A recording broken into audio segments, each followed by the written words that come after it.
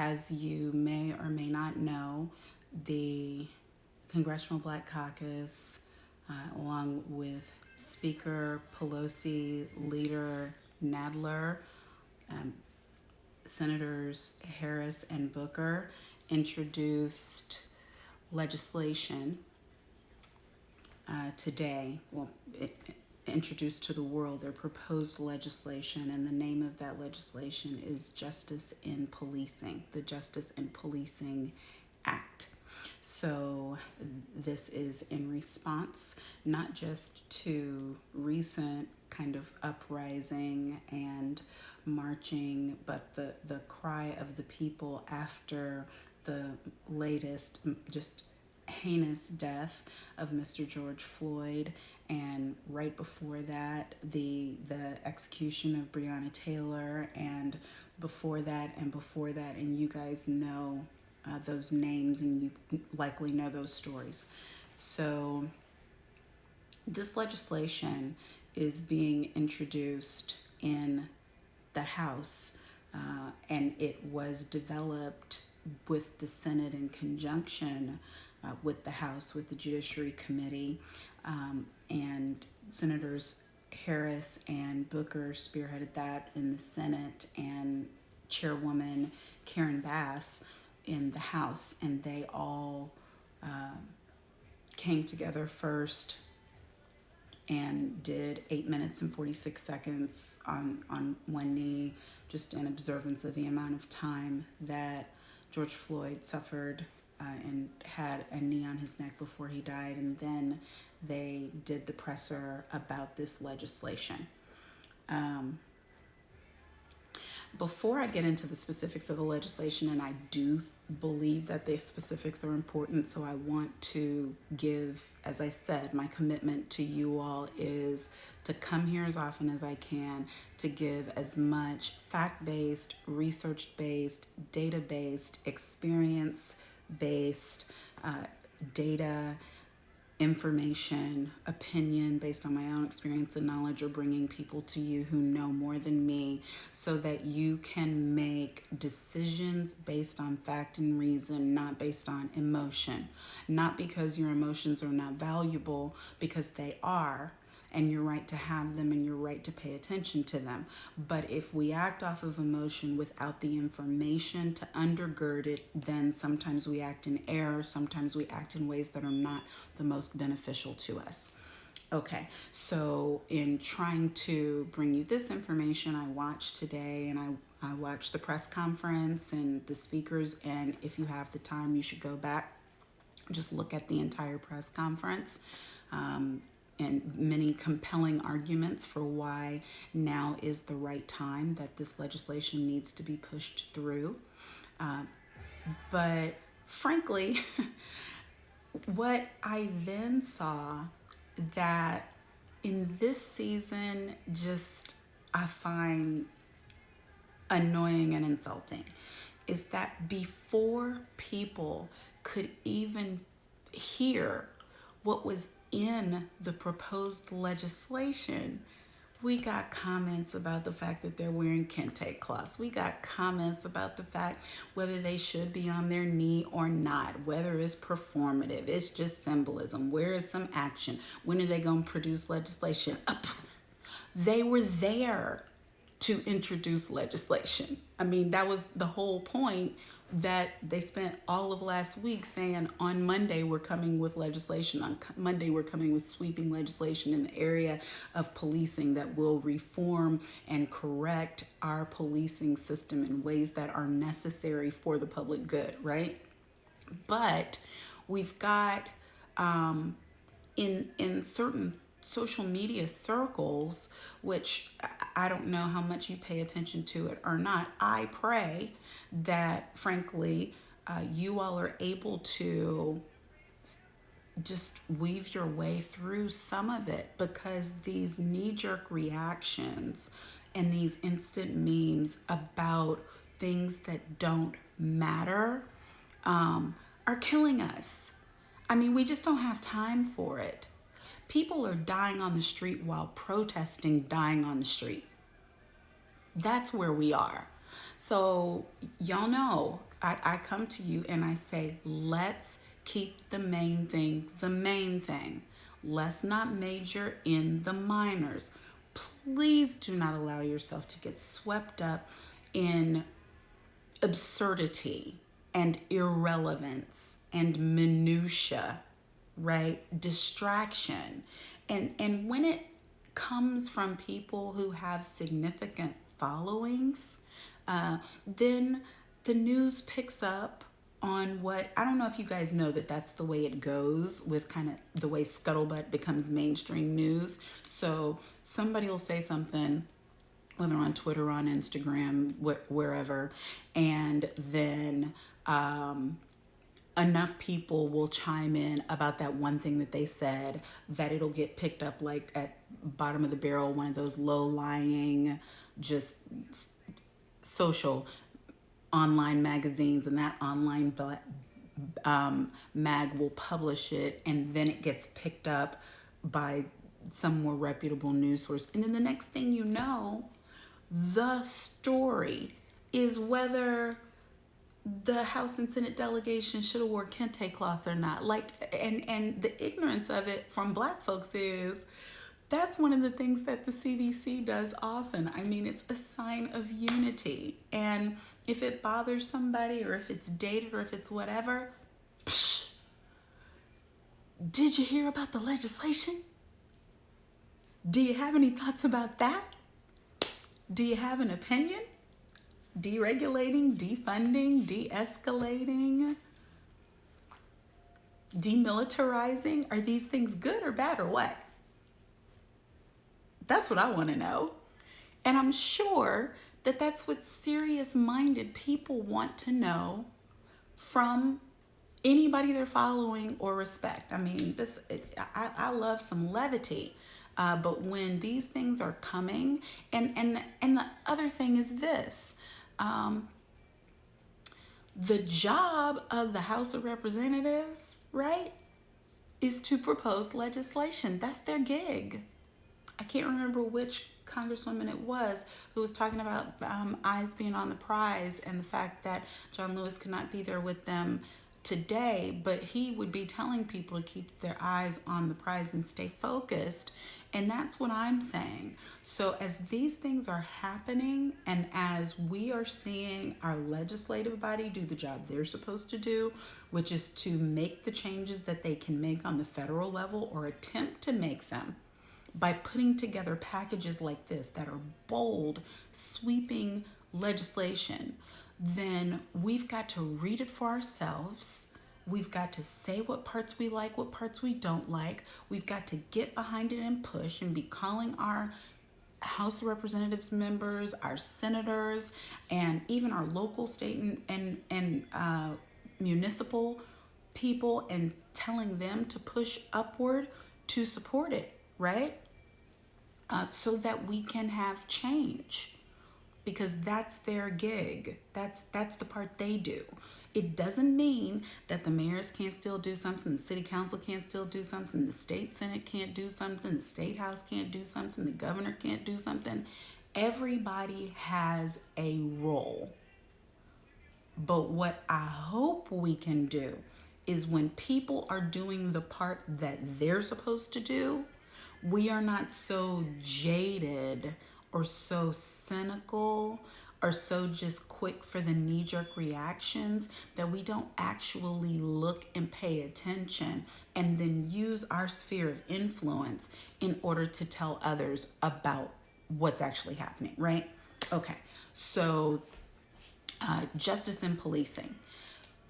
Highlights. Okay, there's a summary on NPR. Let me tell you how to get to that. My notes are on my phone tonight, guys. You can go to apps.npr.org. Okay, that's where you can get, I'll stick it in the comments if I can. Y'all know that this is not my strong suit. apps.npr.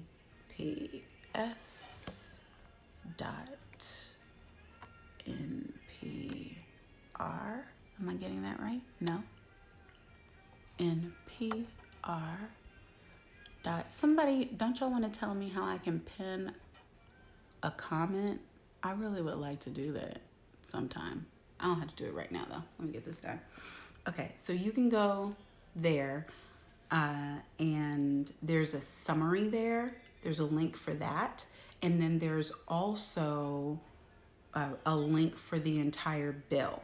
And so if you want to just start with the description they have in this article, the Justice in Policing Act summary, and then if you can't, just digest as much as you can from the summary, and then where you have questions, go to the bill. But there are some things, just from my point of view, as somebody who's practiced in this area for a million years now, and worked on police misconduct cases on both sides. So I have defended a municipality, a police department, etc., in Section 1983 wrongful death, police shooting, police misconduct cases, and I have brought lawsuits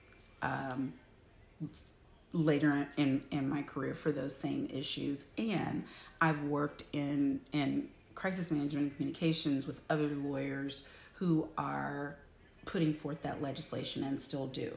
So this area and part of our criminal justice system is like a sweet spot of mine. And I can tell you that some of the things that Senator Harris and everyone else is advocating for are night and day type changes for outcomes for families. So some of these things, such as, and it's right off the top, so I'll go ahead and read it to you because I want to get it right.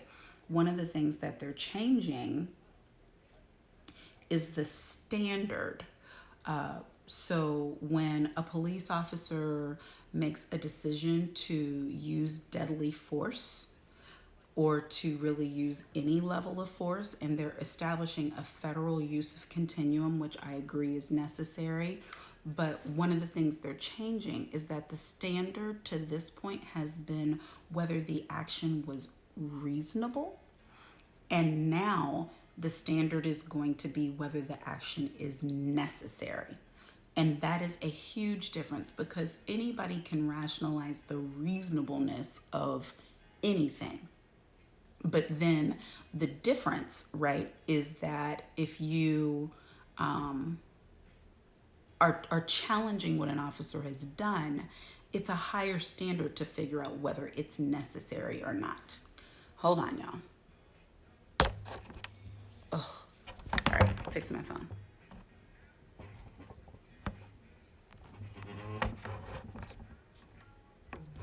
Okay, I'm stable now. And so that's, I can't tell you how necessary that really and truly is to bring about some changes. But what also is being done, and I want to read it. Now, I'm in the actual bill.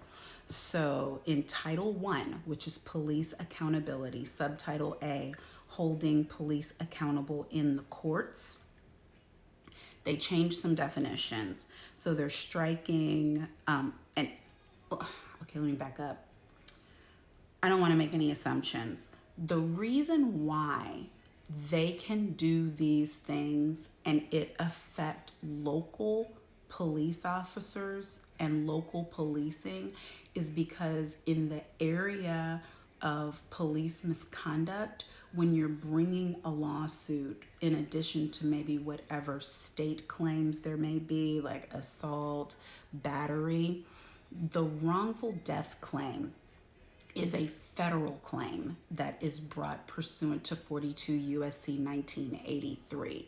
So that's federal legislation that enables a citizen to bring a federal lawsuit against a law enforcement officer and against the department and or the city, right, or state. So that language and that legislation is codified, and that's like our entry into a federal court. So if something happened to you and a police officer did something to you that they weren't supposed to do, your door opener legally is 42 USC 1983. That's the law that gets you in the door. So the things that they're doing now are making changes to the application of that law.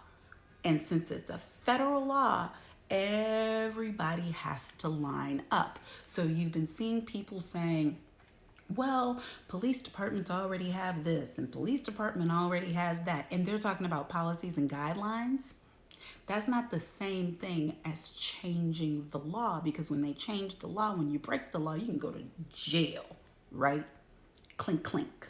That's not the same thing as just ignoring a guideline or violating a policy. We still want municipalities to do those things, but that's not this, all right? So one of the first things that they're changing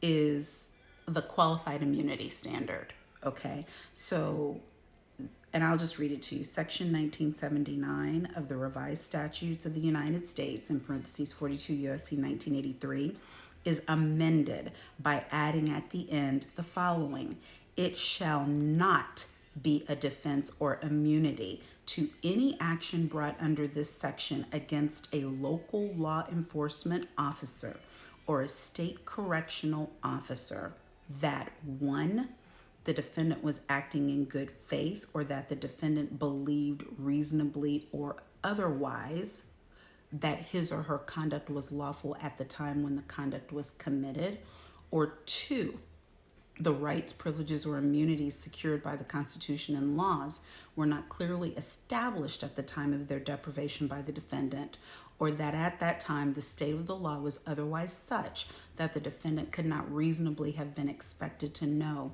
whether his or her conduct was lawful. Okay, let me break that down. No, that was a lot of words.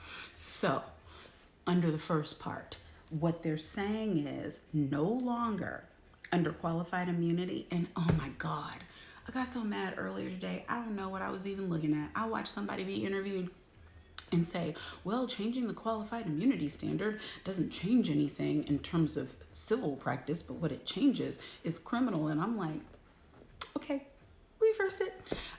What this means is where families could not carry suits forward against the police officer directly, they would wiggle out of it because they would assert qualified immunity.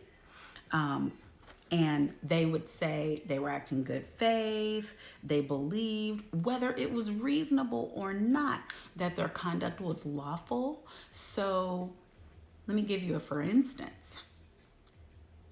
The George Floyd case. Well, I'll use two for instances. George Floyd case.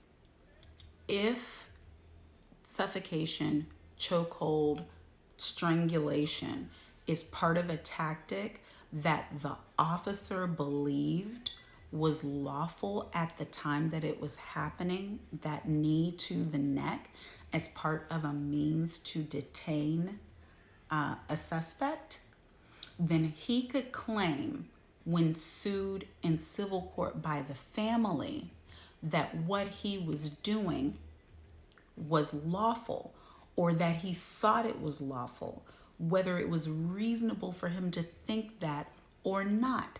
And so then he gets qualified immunity, which means he is immune from the lawsuit. The court decides it, grants it, and then it doesn't mean the suit doesn't necessarily go forward, but it means that the officer is not held responsible for his or her actions. Same thing, Breonna Taylor case. Now we all know they're going to say that that warrant was on good faith, whether it was or not. They're going to assert that that was their reasonable belief, and that is one of the reasons why we are still waiting on arrests in that case, because they had a no-knock warrant and they took facts to a judge that granted them that warrant for that address. Now, it seems like they used facts that were not accurate, and so that's going to go up the chain. But the fact of the matter is, they still will be asserting and claiming this was a horrible, misfortunate accident, but we were there and acting in good faith. Now, there are a million reasons why that isn't true and why these officers need to be arrested. But still, that's going to be the claim. Okay, and then the second part where they're saying the rights, privileges, or immunities secured by the Constitution and laws were not clearly established. So if there's any gray area, or they can purport that there's any gray area in terms of a right. So if I think that I am being illegally detained, but they think that they have a right to detain me, then they'll go to the court and say, well, whether I was supposed to detain that person or not, maybe it was illegal, but I couldn't tell that it was illegal in the circumstance. And they then cannot be sued. All of that, over. Now, qualified immunity cannot be asserted for those reasons for an officer. So if they violate the policies or the guidelines of the department, if they violate the U.S. Constitution, and that's illegal search and seizure, that's illegal stop, that's a false frisk, that's wrongful use of taser or baton or touching or weapon, okay? It covers all of those areas where you have constitutional rights and protections. If they violate those, it doesn't matter what they woulda, coulda, shoulda, thoughta anymore. So why is that important? It attaches the officer in the lawsuit. It attaches the officer's insurance in the lawsuit. It attaches them for liability purposes. And so see, and here's the way it affects thinking.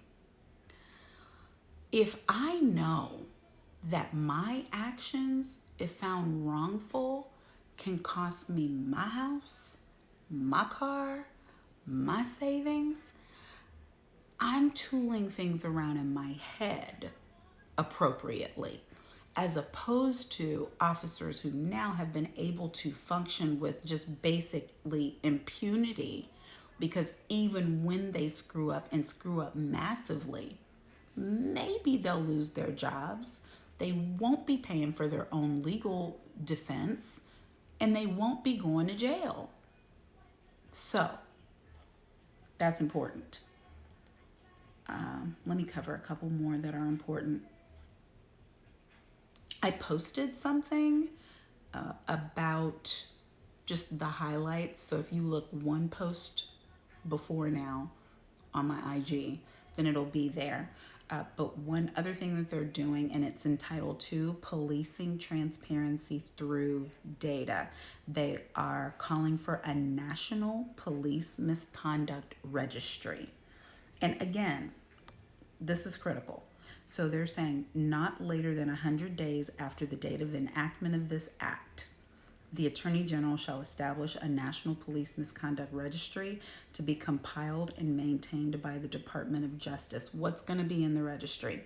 The registry required to be established under subsection A shall contain the following data. Each complaint filed against a law enforcement officer that's aggregated by complaints that were found to be credible or that resulted in disciplinary action, complaints that are pending review, complaints for which the law enforcement officer was exonerated or that were determined to be unfounded or not sustained. You still get to find out about them.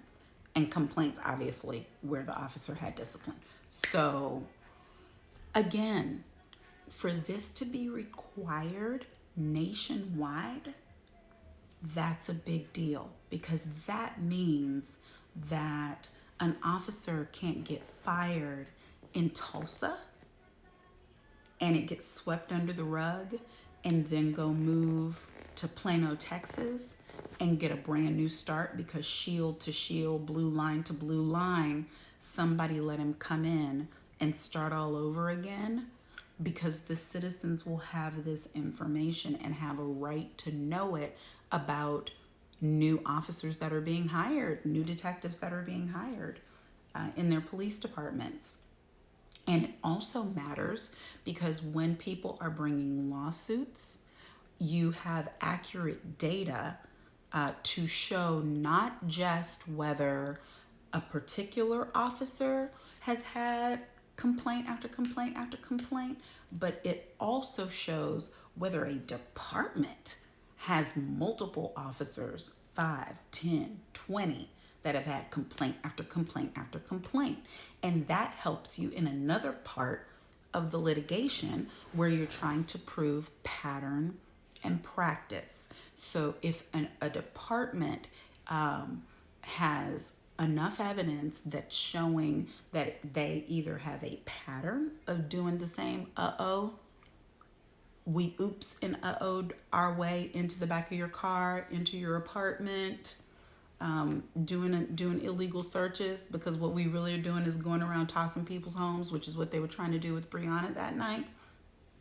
Or if they oops and uh-oh and keep having the same type of problems with improper training, if they keep having the same types of problems with people being shot by off-duty officers, whatever the case may be, when you can see that pattern there, and you need data for the pattern, right?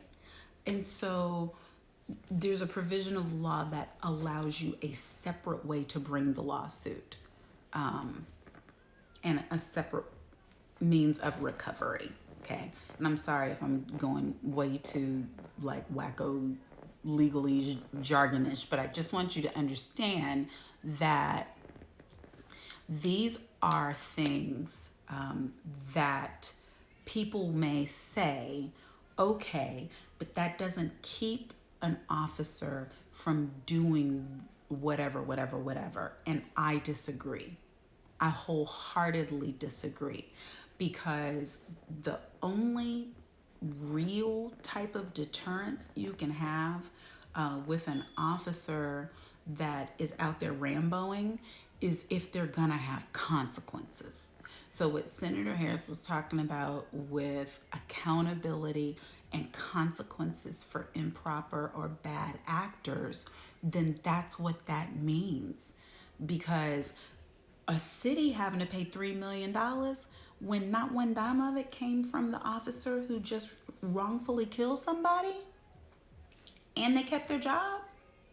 I mean, they went on administrative leave with pay for 11 months and then they went back to work, and next eval, they had a good evaluation.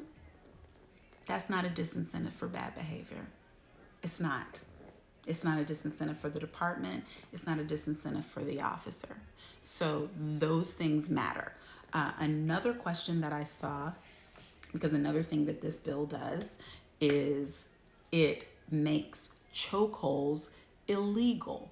Well, I'm seeing people, not just random people, I am seeing journalists, right, from reputable newspapers. I'm seeing people who at one point were activists but now work in corporate America. I'm just seeing all these people saying, what does this matter? Most departments, 80-something% of departments have chokeholds against policy, and it didn't help with Eric Garner. And okay, let's do this. A department having a policy that says chokeholds violate departmental guidelines is here. Let's put it here. The United States Congress passing a federal law that criminalizes chokeholds and makes it such that the person who does it, the officer who does it, violates the the law commits a crime punishable by prison time, that's way up here. Violate policy, break a law. Violate policy, break a law. So when the Congress is saying in every single one of the coterminous states of the United States plus Alaska and Hawaii, chokeholds, strangulation as a form of detaining will be against the law, that's a big deal. That's a big deal, because you then have no wiggle room where you remember what we said before about qualified immunity. You thought you could do it, you thought you couldn't do it, you thought you could do it this way, but you can't do it that way. That's all out. And not only is it out, but now, no, you independently gonna get charged with the crime. Even if the person doesn't die, even if the injury isn't severe. If you do this action, then you not just are going to have problems in your department where you're immediately going to be placed on leave or terminated, but you're going to be charged with a crime because you've clearly committed a crime. Now, and that leads to the other one that people don't understand. Body cams. We've seen body cams don't work. Body cams have been here since this period of time, and just as many people got killed last year by police officers as this year. And the issue is enforcement, federal standards of enforcement, plus changes like I just said. So if your body cam has to be on and through your body cam we see you doing a chokehold and you don't have any way to wiggle out of that, or if your body cam has to be on and through your body cam we see that in your confrontation with whomever, you may have done something you thought was reasonable, but it was obviously not necessary because you had an unarmed man on the ground and you used your stun gun 3 times. No. And then centralizing, which is not in this bill, but I think is additionally necessary, and we've talked about this before, centralizing the control of the cam such that the minute that an officer starts an engagement with a citizen, that sucker's on. They have ways to do that. They can do everything else. They can see what you're doing on a street corner from a satellite that's in the sky. So they can figure these things out. So that's in there too. Criminalizing, outlawing the use of chokeholds, all the data that we need on poor conduct of officers. And then the final area is, and there's lots of other stuff in the bill. Read the law. You know, I mean, reading is fundamental, right? Hold on, I'm getting thirsty.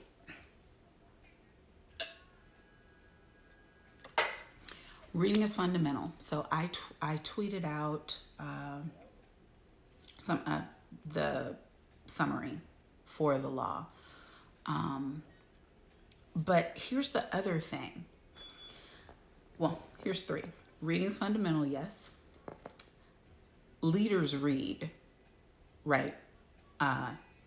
Nobody who truly leads goes off of information that comes in their ears when it's available to them in black and white. They see it for themselves. They digest it for themselves. They get first-hand information. Third thing, if you don't read for yourself, you will always be subject to and controlled by the person who does, because your input is being controlled by, and y'all, I want you to trust me. I'm gonna do my best. I'm gonna give you the best information I can. But one of the things that I'm giving you is sources. And then I want you to go to those sources. And then the next time we get back together, you might have questions from the sourcing. Oh, Monique, it looks like this and this and this. and that and that. And I don't think this is necessary for my state, but it might help. I mean, all of that is necessary. I don't want you to be dependent upon whether it's me or anybody else. Leaders read, independent thinkers read. Reading is fundamental. People perish for lack of knowledge, so I don't want you ignorant. I want you to know for yourself. And if you got to take it in little chunks, I mean, and that's the way I did with this bill today. I'm like, Lord Jesus, hundreds of pages. Okay, well, first, here I am in the summary, and then I see the parts that I think are super important, and so I'm digging in and reading in the bill, but I still haven't been able to go from cover to cover yet, but I will. I will, because it's important that happens now. You know, we need that. And don't let the fact that we know we've got this do-nothing Senate controlled by the GOP and their leader, Mitch McConnell, who to me is really the boogeyman, the bad actor out of all of this stuff. Skip Trump. Mitch McConnell has been doing his dirt since President Obama was in office, and that is the reason that so many things in terms of our judicial system, our judges, our justices, all of that is at the hands of this one man, and that is for real too much power for one man. And I hope that y'all do what you need to do by voting and unseating him and Lindsey Graham and the rest of them, because this doesn't pass without it getting through the Senate. It doesn't. It will either be so severely watered down that it doesn't even look like itself, or it will be nothing at all, because the Senate cannot be forced to vote. But you know what? What we can do first is be so loud, staying in those streets like the marchers, the protesters, the activists have been staying in the streets so loud on the phones, blowing them up, you know, so loud in the pockets, supporting people who are supporting these bills. We can be so loud that if they don't vote, they know that their seat is on the line. Or if the vote is called and they vote against it, make them be on record voting against it, because we'll fix that in November. That's when that gets fixed. So if you're wondering if what voting is about, it's about this, y'all. It's not just about which one old white dude is gonna be in the Oval. That matters for sure. We should have somebody with character, integrity, morals, compassion, empathy, experience, judgment, vision, leadership. We don't have any of these things right now. I'm just rattling off all of our deficits. But even when we get that person, if we don't get, because our country, and rightly so, is not a dictatorship. So one man, even the greatest president in the world, my last president, President Obama, he can't just, I say it and it is so. That is not democracy. So we've got these checks and balance systems. And so we need the people we need at every one of those layers in order for these things to happen. And that's why you got to vote from the top of that ballot all the way down to the bottom to make for change. But that's what I'm saying. I see if he even brings it to the fore. But see, you know, I mean, he's in a tight race too. And they're looking at the numbers. They're looking at the president's favorability numbers, which are in the toilet. He's in the 30s. He's like at 38%. They're looking at the country, which is truly uprising, mobilizing, organizing, and riotous. We are all of those things. And they know that something has to be done. So that's going to be necessary for us to move forward. Okay, what else is there? Okay, and so then last, There's been this thing going around. The hashtag is defund the police. And I've seen people saying it needs to be a different word. That's confusing. That's misleading. What does it even really mean? It's not good branding. And I'm like, defund the police means defund the police. Okay? There are municipalities, there are cities all over this country that have a third or more of their budget that's allocated to law enforcement, to the militarization of law enforcement. I mean, they got like Humvees and helmets and riot gear and all these expensive cars and weapons. They are ready for battle against us as citizens. And that is not what law enforcement was put here for. Law enforcement truly is supposed to be to protect and serve. Protect and serve. They should not be in wars with the citizens, right?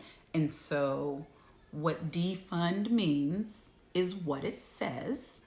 And I watched Senator Harris on The View earlier today explaining to the lovely Ms. McCain that when you talk about defunding the police, you're not talking about entirely draining a budget. You're talking about rethinking the way that we do policing so that every single problem in a community isn't call the police, call 911, call 911. Call 911. Somebody falls in the lake. Call 911. Somebody beats their wife. Call 911. Somebody is having a mental break. Call 911. Something is going on at a school. Call 911.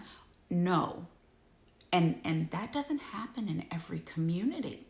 What she pointed out is the same thing, you guys, that we were all talking about last week. You have some neighborhoods where the police aren't there until you call them. And if you see a police officer in the neighborhood, you wonder why they're there. What's up? Why do I see a police officer? And then you have other neighborhoods where you see multiple police cars on every corner and police just stationed everywhere. And you, if you don't see them there, are wondering why they're not there, because the neighborhood is governed, controlled like a police state, which they are saying is necessary to keep people safe. But the issue is, in the neighborhoods where you don't see any police, you see healthy grocery stores. You have people who have jobs with a living wage. You have good schools. You have active communities. You have health resources. So defunding means let's take money from trying to have 15 officers per square block radius and put money on better schools, more jobs. This not being a food desert where you got to travel 2 buses and a train to get to some healthy groceries. Create the building of a community where people can survive, because, and again, you know, it's something, and she got people talked about it during the campaign because they didn't understand it.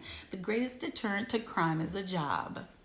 And that doesn't mean, especially now, 40 million people in the unemployment line because of, it's not really because of the pandemic, it's because of the president, but because of the response to the pandemic, because the pandemic for COVID was not handled effectively or quickly in our country, and we had to take the most drastic steps possible, shutting down the economy in order to save lives, which, you know, we have lost over 100,000 at this point. But the comment is not a criticism for somebody who can't find a job. The comment is recognizing the fact that most people The vast majority of people want to be able to earn an honest living. They're not desirous of some life as a two-bit criminal or a drug lord.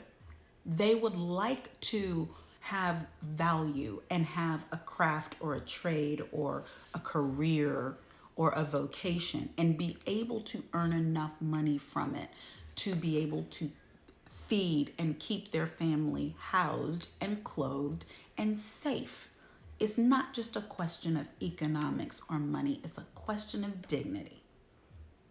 And everybody desires that unless they've grown up not having a clue what that is because of being in such an adverse circumstance. And those are the communities that need the money the most. So no, the answer isn't more and more and more and more officers. If someone is having a mental break, then you need to be sending mental health professionals to solve that, not police who do not do it effectively and end up in, by per capita, more altercations and more assaults happen to people who have special needs or people who have mental health challenges because they don't wait for the people who are qualified to handle it. So for instance, you have somebody who's dealing with like maybe a psychotic break, maybe they're schizophrenic, they haven't had their medicine, they're having an episode. There's a whole protocol for that, like where you would be using a net instead of a baton or a gun, where you would be using effective procedures to talk someone down, to secure a safe perimeter. There are ways to do it, right? And if they don't have that training, and officers are not supposed to be everything to everyone. That's not what it's supposed to be. So the funds have to go there. So yes, that's defund. That's not demilitarize. That's defund. That doesn't mean no fund. That doesn't mean disband. That means restructure, move money, think of better ways to do outcomes, community-based outcomes, where we get together and we solve our own problems.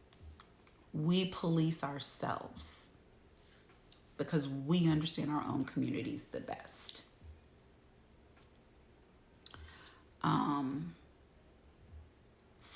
So I'm not buying into the whole defund the police is a problem. That's a red herring. Look up what that means and look up how that could help your community.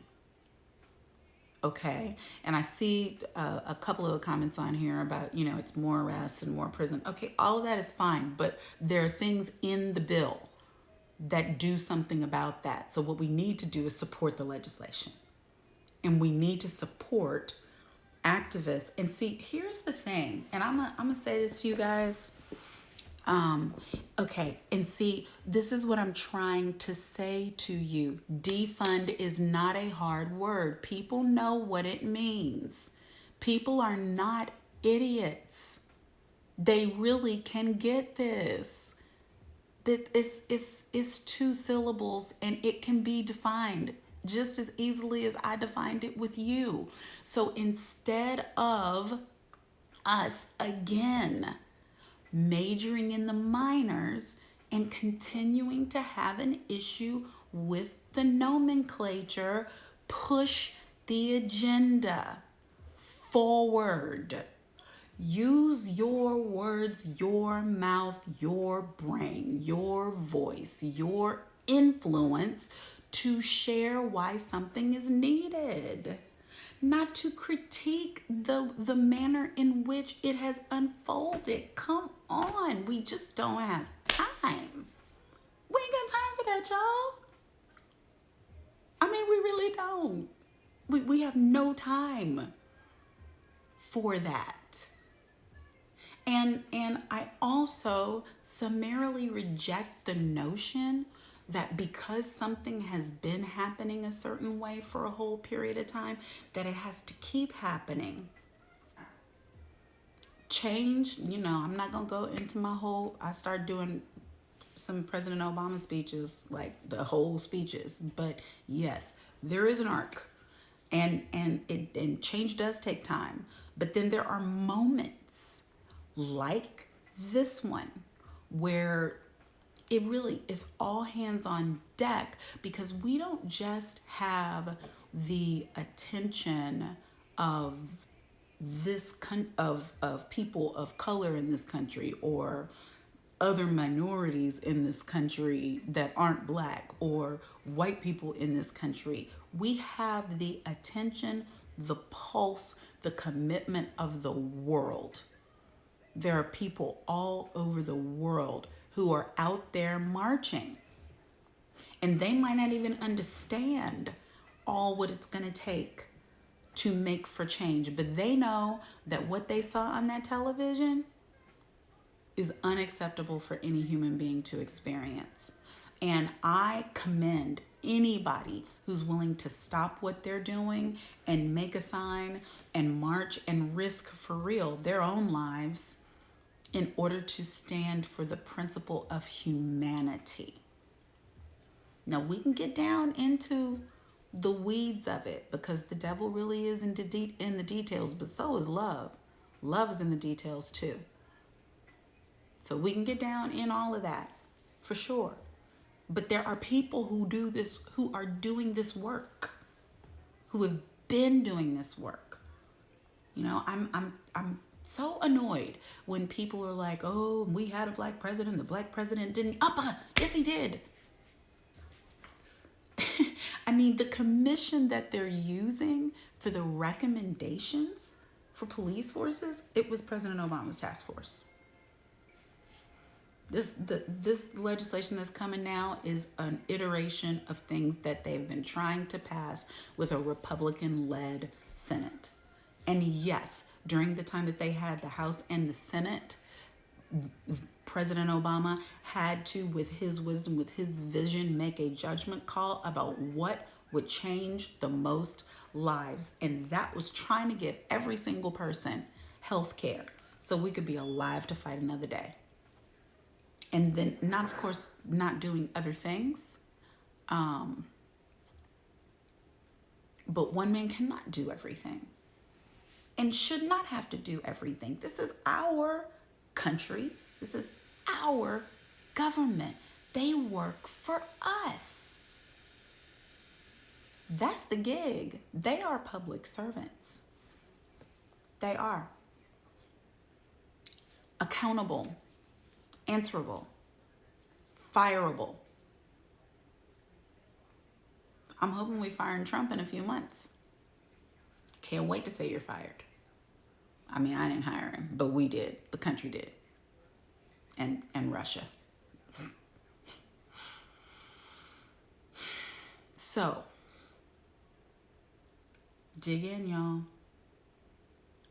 I was glad to see Vice President Biden on the ground in Houston, meeting with the family of Mr. Floyd, meeting with his children, meeting with his siblings, and taking the time to be what our current president does not even have the capacity to be. But I was just glad to see that attention is being paid. And I believe he did a recorded message that will be played tomorrow, so that him trying to show up at the service won't be an interruption in that manner. But yeah, tomorrow, well, today, it's morning here. It's morning everywhere. It's even morning on the West Coast now. So today, the memorial service, the last funeral service in Houston, and then George Floyd will be laid to rest next to his mom, who died a couple of years ago. Yes, President Obama could have nominated a black woman for the court, and that black woman would not be sitting on the court any more than Merrick Garland is sitting on the court. But when the president becomes president, we vote, and this is my opinion about the way this goes. I vote for that person's judgment. I decide that they're the person whose judgment I trust in that office, in their leadership. So putting on multiple women on the Supreme Court and having the first black attorney general, male, and the first black female attorney general were big deals in the midst of so many other things.